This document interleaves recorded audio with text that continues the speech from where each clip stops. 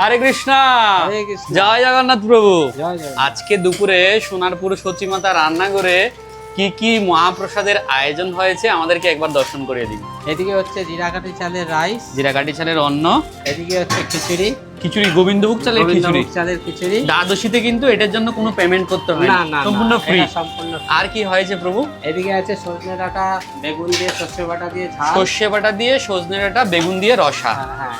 আর এদিকে রয়েছে কাঁকরোল দিয়ে, কাবলি ছোলা দিয়ে, কাঁকরোল কাবলি চুলার সাথে আলু দিয়ে রসা, তাই তো? জয় জগন্নাথ। তারপর আর কি হয়েছে? এদিকে আছে প্রভু মুগের ডাল, এদিকে রয়েছে মুগ ডাল। তারপর আর কি হয়েছে? আর এদিকে রয়েছে আপনার বাদাম দিয়ে থোরবটি, কলার থুরবটি বাদাম দিয়ে।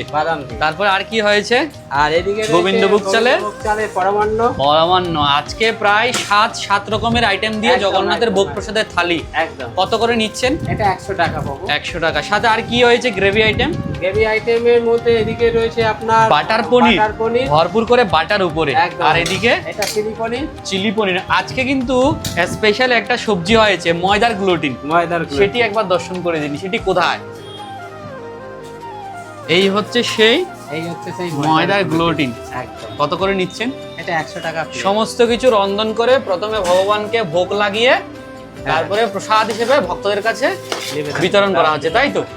ভক্তদেরকে খেতে হলে চলে আসতে হবে সোনারপুর সচিমাতা রান্নাঘরে। জয় জগন্নাথ। মহাপ্রসাদ কি জয়।